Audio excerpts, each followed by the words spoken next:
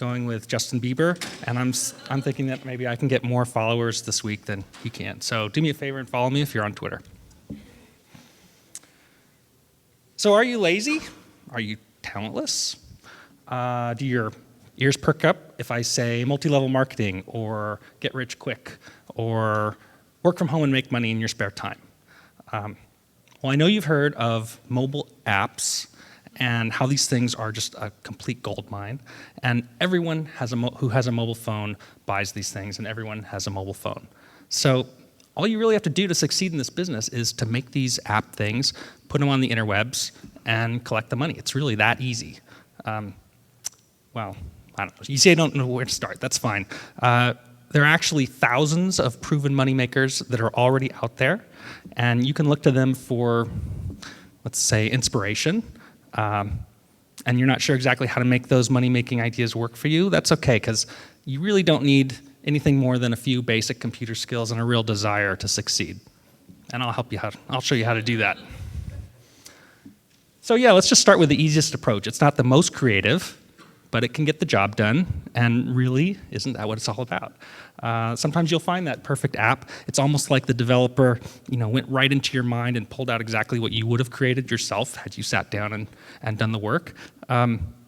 What's actually really effective is if you download the app from one store and then upload it somewhere else, since the original author may not even discover for months exactly what you're doing, and they won't be able to complain.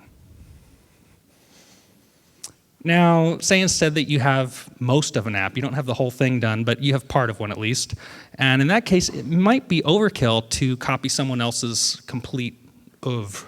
Let's say maybe they just have a great sound effect that you'd like to leverage, or maybe they have a great character that you really like.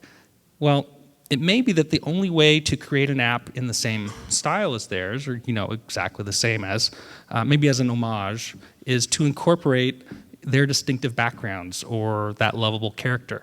And I mean, it's really not much of a tribute piece if you don't recognize some of the original in your own work, right? So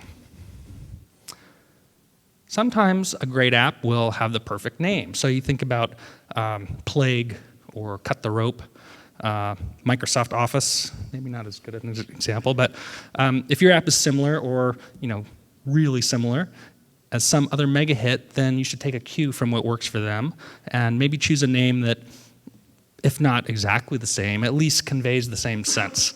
So one that if you're not paying close attention, maybe you might confuse with the more popular title. Microsoft Office, I don't know. This also works for icons, by the way, and descriptions, because if they're working for the other guy, they will probably work for you. I don't know if you heard, this is kind of obscene, but Kim Kardashian's game made something like $40 million in one quarter last year. It makes me very sad for so many reasons. But it turns out that might have had something to do with the fact that she's kind of sort of famous. But she's not the only famous person out there, and I bet you can think of a bunch of celebrities that would really add a little pizzazz to your app. And you could totally cut them in if it's successful, right? It's not like they have to do anything if it doesn't work out. If you want to jump to the top of the list, though, you should probably make sure that your users say good things about your app. And this is actually easier said than done, because lots of customers, especially the ones that write reviews, have this unreasonable expectation that you're going to provide them with creative, original, useful, or entertaining content. But you don't really have to worry, because if you give your users a little extra for positive reviews, then one hand can wash the other. And here's where you actually can be super creative, because there are lots of great ways you can do this. You can do it with discounts or virtual goods. You can offer prizes or even cash, although really that seems a bit excessive, because the whole point of this exercise is to increase your cash flow and not throw it away on idiots. If you don't happen to have the resources to offer goodies to the real reviewers, then you can take this different approach, which is, exploiting the fact that who says a customer is entitled to a single vote. With a little creative scripting, you can let the avid devotee, which actually might be you, express the true depth of their appreciation for your app. Strong feelings require strong statement, and how better to convey that than with 12,450 five-star reviews delivered from a single IP address over the course of 37 seconds.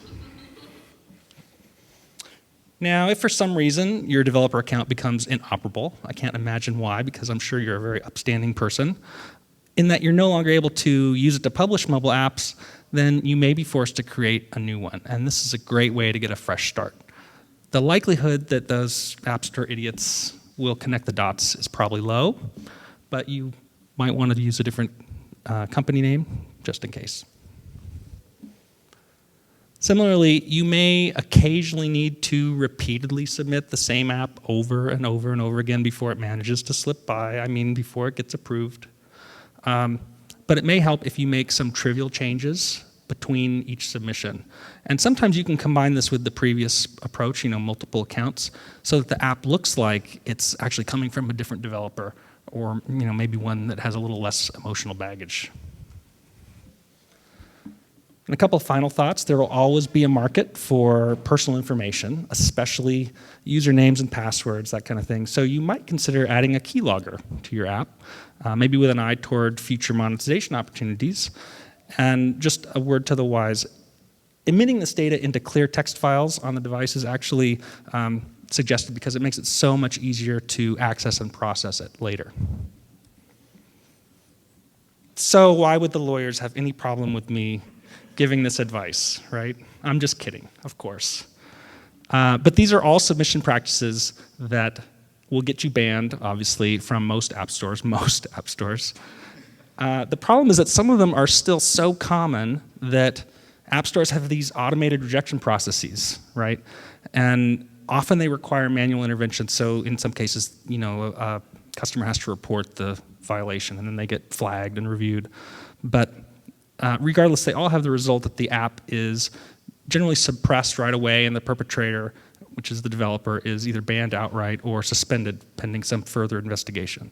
So if the ultimate outcome is guaranteed to be bad for the developer, for the sneaky developer, then why would anybody risk doing this?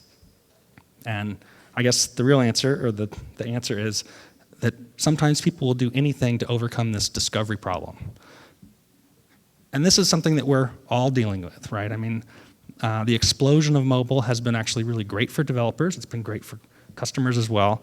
But the market success of a few standard platforms has made development so much easier that we can now reach these vast consumer groups on similar devices that are standardized with easy-to-use tools that are often completely free. So more developers means more content means more selection. And more selection, of course, means more competition for the user's limited attention. And what else are you going to do to stand out? You already know that mobile apps and games, especially in general, are hit-driven. And it takes a ton of effort to get the word out, which is just another way of saying that marketing is hard or expensive. And the thing is that you guys are in the industry, right? You're not the people who are out to get rich quick. Maybe you are. I'd like to be rich quick. But you're not here today because you're looking for ways to improve, to cheat the system. You're looking for ways to improve your reach or speed development or check out new hardware, or because you're just super excited about the industry, not because you're trying to trick your way to success. But a lot of people are. A lot of people are. It's crazy. And I'll resurrect a term from the 90s, which was often used to describe the kind of mountain of cheap derivative schlock software that was coming out on CDs, which, of course, in the 90s, that was the new technology. And we called it shovelware because everyone and his brother were shoveling it out as fast as they could. And the reason was pretty simple. It was direct. There was a gold rush.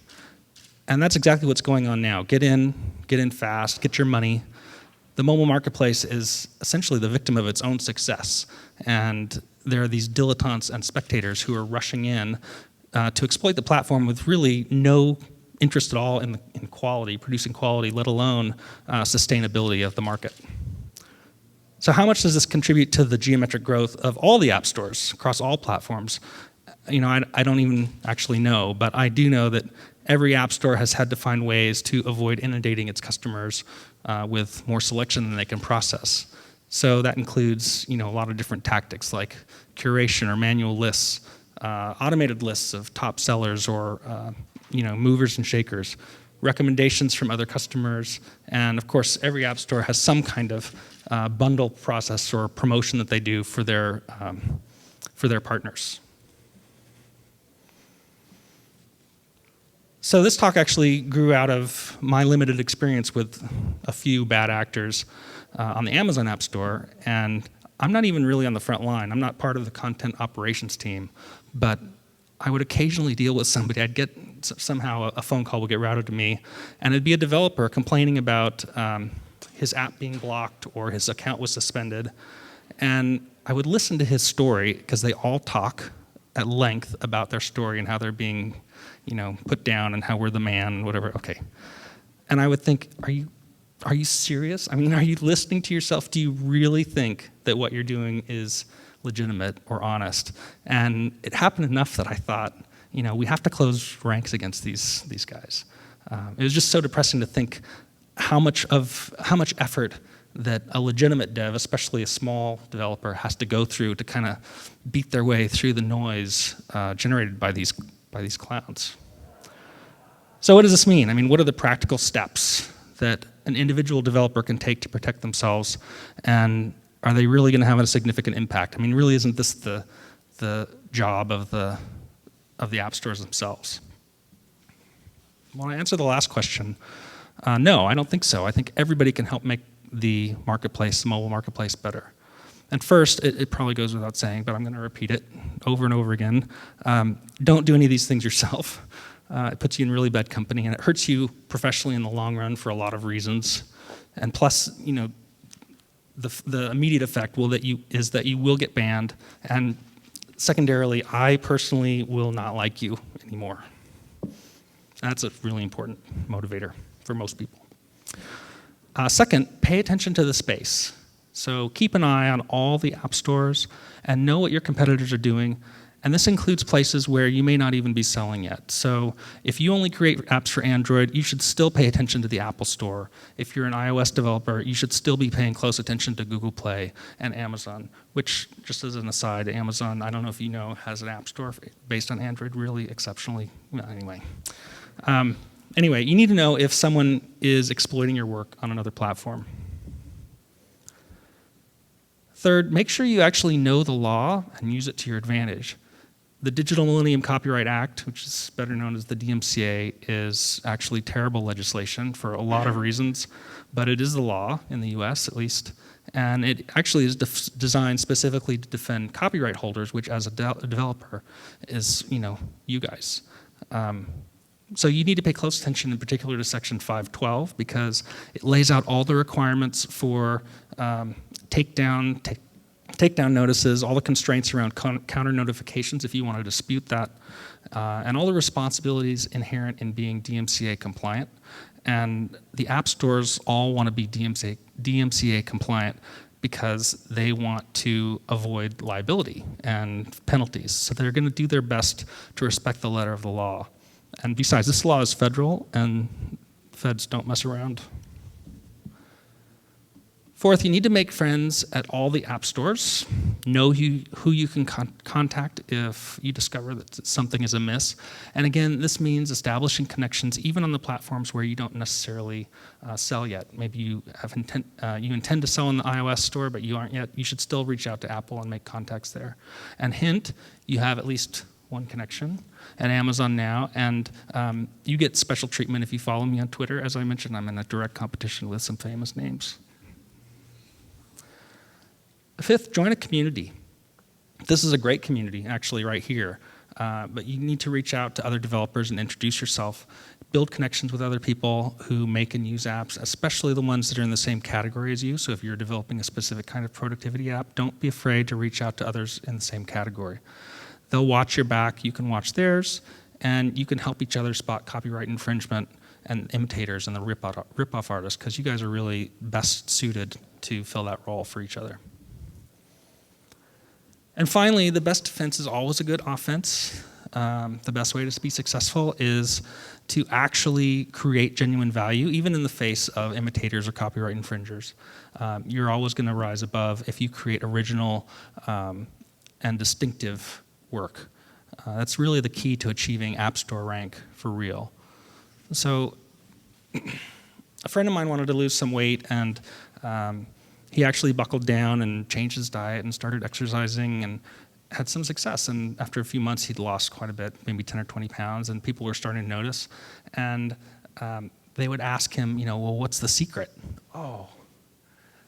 And of course, nobody wants to hear, hard work and exercise, diet and exercise. So he would just say something crazy like, I don't even remember what, rutabaga juice and something else, raw tuna, I don't know. And the point is that it's kind of similar in creating value. There's no recipe, right? There's no cookbook that you can follow and say, oh, okay, here's how I'm gonna make my app stand out because it's gonna be so much better. You just have to do what you know you have to do in order to make it better. So there are some things, though, that are pretty much given regardless, and we'll call these the best practices, maybe, as a tip of the hat to the lawyers, maybe to counteract the sneaky tips. So this is an old joke with a huge grain of truth, and if you're a creative person, and I think if you're here today, then that indicates you are. It's easy to interpret this quote in a really cynical way, but I like to think of it more constructively as people are comfortable with the familiar. So the first step is to look for ways that you can connect your app to what a customer knows. And this could be a common task, like if it's a productivity app, for instance, or a game mechanic if you're developing games, or a look and feel. Maybe it's a reward structure or a plot device. It doesn't have to be a complete knockoff to succeed, but it has to resonate somewhere or it's never going to even get downloaded to the user's device. Similarly, don't reinvent familiar mechanisms or controls. So if you are designing a game, and let's say it's a first-person shooter, movement should probably be on the left stick, camera should probably be on the right stick. Casual games, on the other hand, typically rely on a single one-button interface, so don't complicate things. And it's important to understand that it's okay to be innovative, but you should also make sure that you let your customers use the strengths and the abilities, the skills that they've honed in other apps. Choose the right business model. So generally that means advertising for something like an evergreen app like Solitaire, premium for specialized functionality, or maybe for an audience with a high turnover rate. So maybe if you're targeting first graders, a math app for first graders, you're gonna have a continual progression of customers moving through this demographic. You might try free to play for everything else. And then there are other options out there too. Amazon actually I'm not gonna shill too much for Amazon, but we just introduced Amazon Underground, which is kind of cool, where you get paid by the minute. So that kind of is encouraging people to produce things that are highly engaging. Again, it just comes down to knowing your customer and designing appropriately. So you'd be surprised how many people don't really take this to heart and think they're going to be a super success if they never publish. That's actually the first step. The second step, when you consider publishing, is understanding where your customers actually live. So make sure that you are on the devices where your potential customers are. Maybe that's phones only, or just tablets, or maybe it's consoles at home, but it's a PC at work. And if you don't know, then you should strive to be on as many platforms as possible. And this is really easier than ever these days. I mean, this is part of the reason this talk was developed, was because there's so many ways to get on so many different devices. It's very easy, and it's probably just a complete coincidence that most of the devices up here are from Amazon. I'm sure you can get on other devices too. I'm sure they exist. So marketing may be the tax that you pay for being unremarkable. This is actually one of my favorite technology quotes ever, and it's not even really technology related. It happens to be from the founder of the Geek Squad. But in the context of the mobile marketplace, marketing really is critical.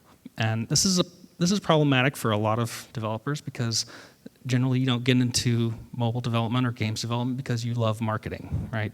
This is typically not a strength.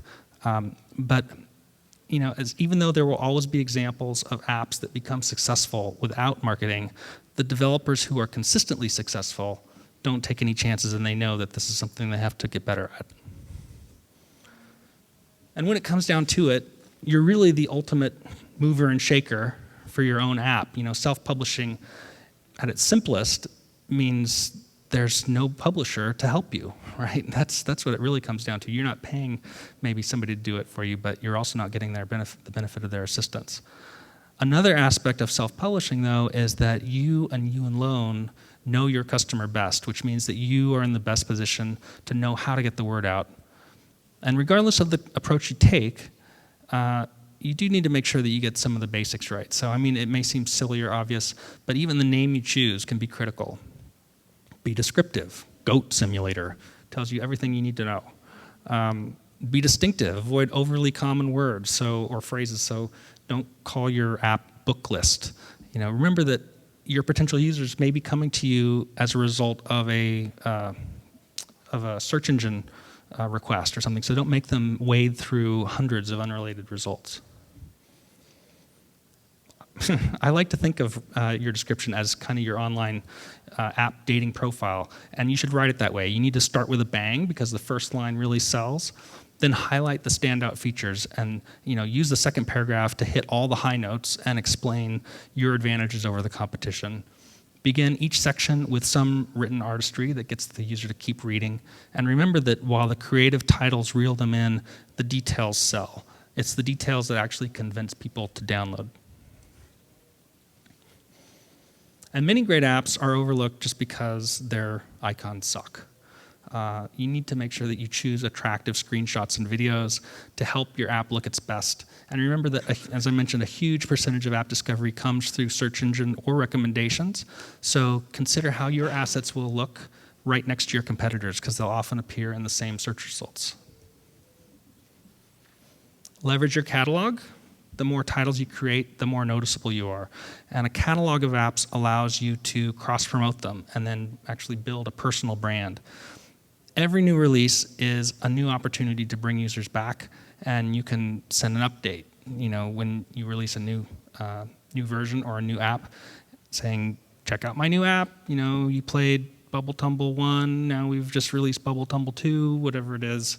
It's a great excuse to communicate with your existing users. And then use every avenue to get the word out. So reach out to your network, use social media, set up a Twitter account or an Instagram account for your app, enter competitions. These are great ways to raise your profile. Blog, do a live blog of your coding, use YouTube, use Twitch. Reach out to any influencer that you know and do research on the ones that are have the most potential to advance the cause of your app. Speaking of which, excuse me, Tony Hawk is a great example of someone who knows how to use technology to connect with his fans, and those fans in turn become vocal advocates for his brand. So turning an ordinary customer into a fan really does have far-reaching effects, and I'll actually talk about this in more depth later at 2. I'm going to give a whole talk just on the topic of fans versus players and how you convert them and why it's important. But essentially, it's never too early to connect with your users. So for example, many developers are using Twitch to live stream actual game design and coding. It's a new way to build interest in your title even before it's complete or actually even playable. And this kind of direct interaction allows you to connect with the early adopters, right? These are the ones who often introduce your app to a mainstream audience. They're the ones who first show the benefit or they explain the concept. They're the ones that get it right away and they help others get it. You can also reach out to industry professionals like journalists or league players. They're often a trusted voice in a position to reach large specific audiences that can help you. Similarly, internet celebrities have massive online followings, and they can provide immense exposure to your app, especially games. They're popular because they're entertaining, so if you're going to consider reaching out to somebody like a PewDiePie, then you need to make sure that your app actually allows them to do their job, right? That is, there have to be spaces and pauses built into the game that allow them to kind of riff and talk about the gameplay and the storyline of the characters. Another way to turn ordinary customers into fans is to foster their creative expression and let them basically expand your app. Let them show their enthusiasm by welcoming community contributions. And I recommend that you even celebrate them if possible. So Watchmaker is an example that allows users to contribute their own designs And they allow people to show off a little, and guess what? They encourage their friends to try Watchmaker too. And finally, if you can, try to break out of the main monetization loop. There are tons of ways to take the fun in other directions and generate alternative revenue. So crowdfunding is a great way to get a game off the ground, but then of course you might look at merchandise or alternative media, which of course brings along more advertising opportunity. Esports is, what would you call it? Stratospheric rise. It has a I was going to say catastrophic, but that might have been interpreted the wrong way. The stratospheric rise of esports.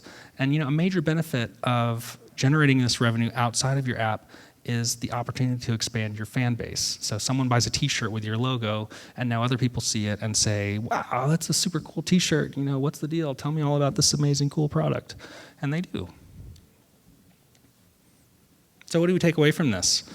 Well, unfortunately, there will always be jerks in the system trying to take advantage. So I hope everybody will walk away from this talk with a new desire and inspiration to stop the jerks. Number one, by not being a jerk yourself. Know the space, know what's going on in other app stores. Defend your own copyrights. That's critically important if you ever want to be able to prevail in kind of legal sense. And then have a friend at each app store so that you know who to go to if you see something that's wrong. Join industry groups just because it gives you a broader footprint and it makes it easier to spot things sooner. A little preventativeness. It also helps if you know your customer when you're trying to build content, build value on your own. Know your customer. Publish everywhere that your customers actually live, and make sure that you actually market your app. Don't rely on the app stores to put you on a particular list, because that is not going to work. You can start by choosing the right name, crafting the description so that it really draws people in. Maximize the visual impact. I really can't emphasize enough how important a good icon and screenshots are. And then leverage your catalog. So the more apps you produce, the higher exposure you'll get.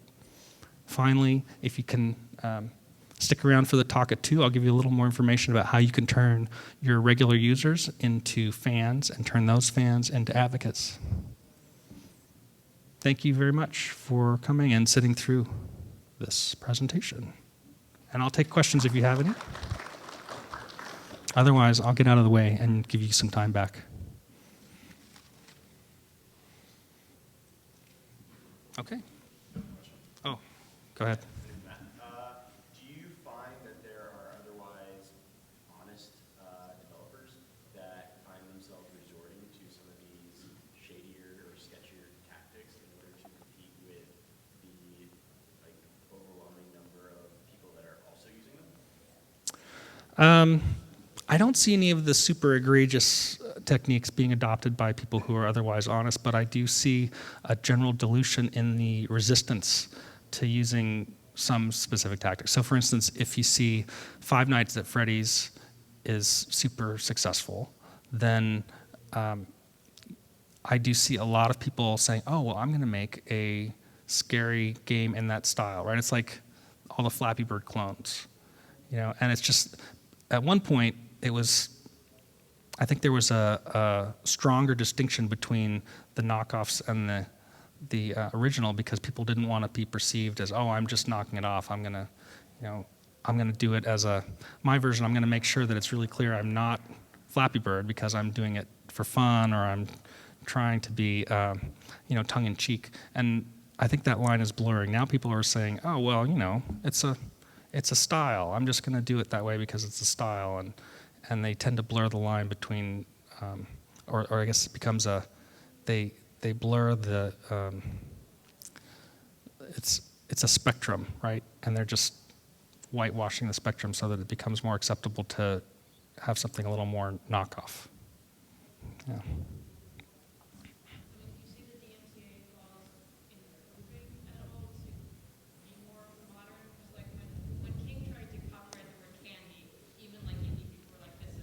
Mm-hmm.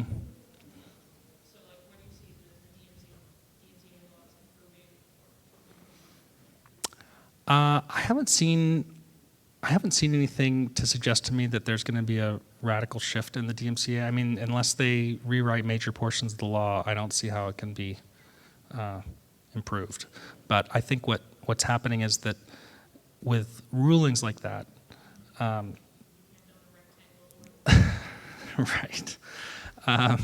Yeah, I mean, I think it basically highlights, it punches holes in the use of the law in the wrong way. And so I think as more and more of those holes appear, people are going to start to realize that this law really needs to be revised.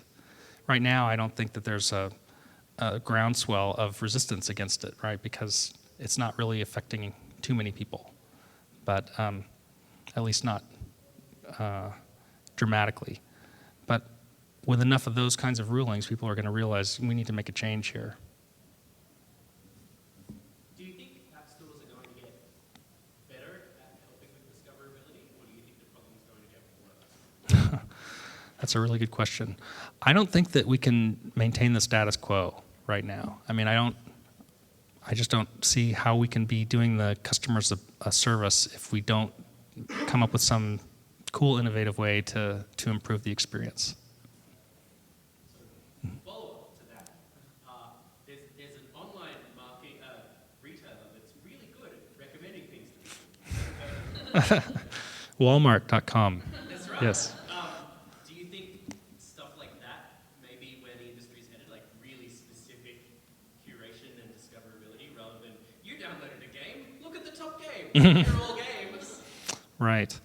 I like to think so. I mean, we actually recently, like in the last year, we've finally kind of fully connected the recommendation engine, the regular recommendation engine, to the App Store on our site, and so that's a great step in the right direction. I mean, it's great because then you can say, hey, you purchased this physical item, you might be interested in this other item because 50% of the people who bought that also love this app.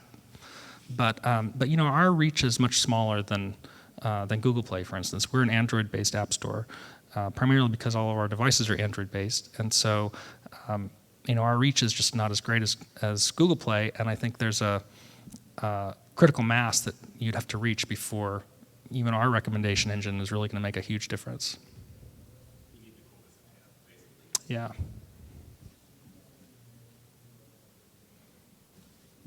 So in terms of resources for learning how to properly market your game, they don't seem, as common as the ones for like programming or art. Mm-hmm. And I'm just wondering if you happen to have any esteemed guidebooks for your particular field.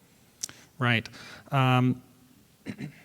Actually, this is going to sound terrible, but Google had a great document that they released for Google I/O that basically described, I don't know, the hit list, the checklist of 15 different things you can do to succeed on Google Play. And I don't know if it's available online or not, but you might just do a search for that. And then actually the Amazon App Store has a whole section on marketing as well. So if you go to developer.amazon.com, we have a whole section on our developer portal that basically is a resource kit with a bunch of different articles and blog posts and other pages to help you kind of get that stuff jump-started. And we also have some forms online that you can submit to make marketing requests. So if you have an app that you think isn't getting enough attention, I just told you not to rely on the app stores to put you on a list. But that said, we do have a form that will allow you to kind of try to grab our attention if you have a strong feeling that you guys should see this, and I'm just not getting the traction I think I should. You work with a lot of different kinds of developers. What are some of the more interesting marketing campaigns you've seen that could be kind of like a low budget? Yeah, that's a good question. Thinking outside of the box. Yeah. I've seen some kind of cool campaigns. I don't know if any of them were super low budget. I mean, I think you could probably accomplish a lot with a direct mail campaign to specific influencers. So if you picked, 1,000 people that you think would have a huge impact, or and you can dial that down depending on how much you have to spend. But if you were able to invest, say, $2 for every investor in some great physical mailing, whether it's a stuffy or some other kind of toy or something that they can physically interact with, then you can basically multiply that by how much you have available and spend $200 or you can spend $1,000. And I know that when I get tchotchkes in the mail, the first thing I do is go to the website. It's like, oh, look at this amazing thing, because I get tons and tons and tons of email or Facebook requests or Twitter requests. Hey, go check out my game, or vote for me, or look for me on Humble Bundle or something like that. And I'm just inundated. But if I actually have something physical at my desk, then I think I'm more interested in checking it out.